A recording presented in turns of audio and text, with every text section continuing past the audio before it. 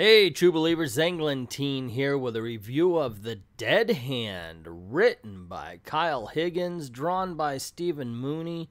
This is an odd duck of a book. It's a bit of a spy thriller, and it has a lot to do with the Cold War. I was sort of surprised at that. I mean, there's sort of a 1970s noirish spy thriller going on.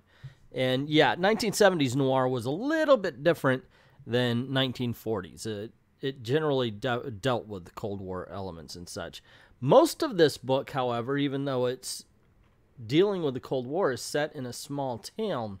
One thing that really stands out, however, is the credits page.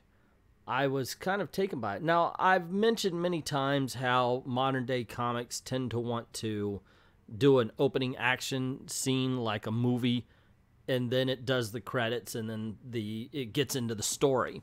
A lot of times the action scene is just an action scene. This time it did set up the story. It was pretty good. I enjoy this opening scene, and it just goes right into this, like I said, it goes right into a small town setting, and you're just introduced to all of these characters.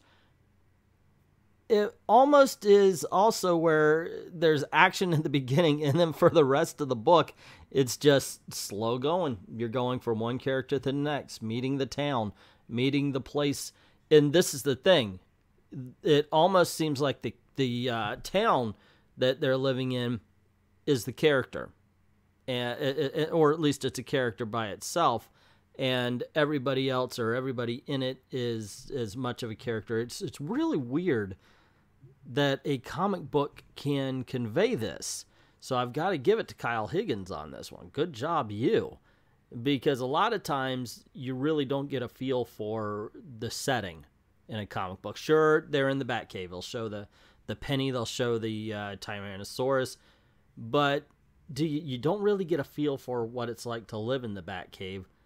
This really gives you an idea of what it's like to be in the particular town and what it would be like to be around the citizenry. And yes, I am very well aware that I'm talking about a place you haven't seen. The part that I'm talking over here is a mission. It's the opening mission.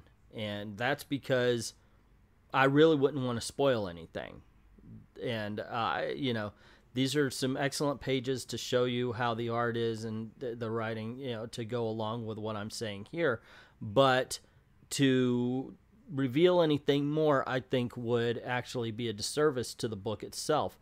Oh, and speaking of the credits page, this is the scene. This is what they have splitting up the first opening scene and then the rest of the story. I love the use of the newspaper article, the headlines.